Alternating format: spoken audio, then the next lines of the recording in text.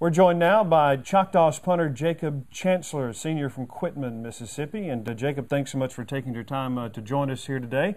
First of all, let's talk about how your season has gone. You've come on and made quite an impact for this team, and I know that you heard that last year we had some struggles at the punting position, and I know that you're pleased that you've been able to contribute as much as you have. Yes, sir. I just try to do the best I can do with every situation. Just get out there and try to take it as it comes. You know, it's a different situation just about every time I get on the field, so you just kind of got to make something happen. Tell us a little bit about how the practice time goes for you, because we know what offensive players do and defensive players do. Special teams players have a different routine. What's your routine?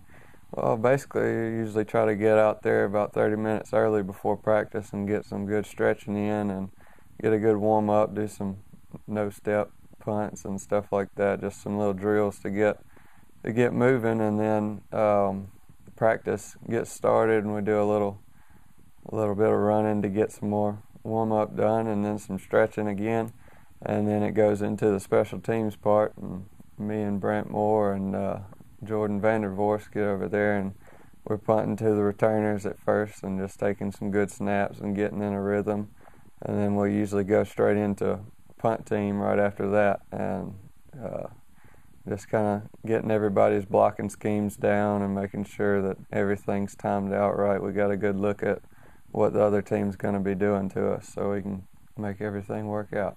What about on game day? What are some of the first things that you look for or that you begin to work on game day as you get to the field? As I get to the field, pretty much I just try to stay in the same routine that I have at practice.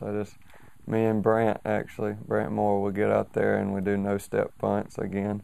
We've been stretching for probably 30 minutes to an hour before we get to the field, so we should be loose by the time we're on the field, but we do no-step punts and then one-step punts, and then the returners come out there and we start punting to them and just making sure everybody's ready and that we're loosened up and start taking snaps, getting our hands warm and everything, and then we go into our little stretching routine, and then it's more of a waiting game pretty much from then on out.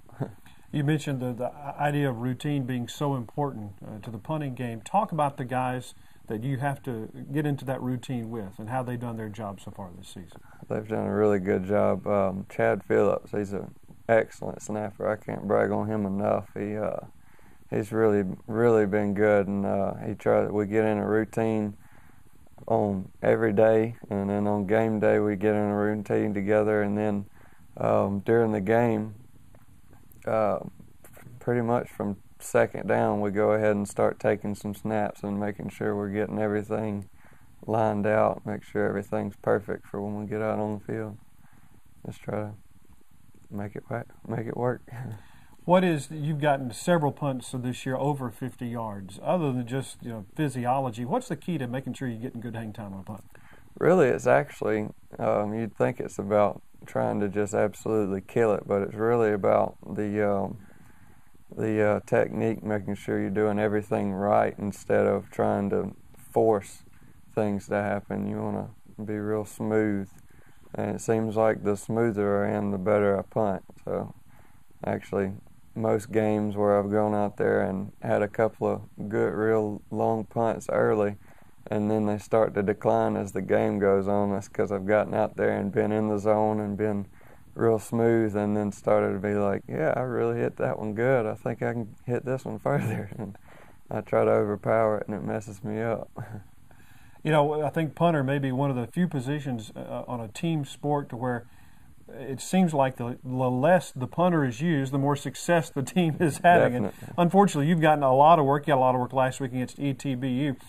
Is that something that you're aware of, that you know that, hey, if I'm not needed today, that's a pretty good thing? Yes, sir. I definitely take notice of that, and it's really good for me to not have to be on the field. But then there's sometimes where it's not good that I didn't get on the field because of maybe an interception or something. We could have got some better field position out of a punt than an interception or a fumble or something. But for the most part, it's good when the punter's not having to be on the field.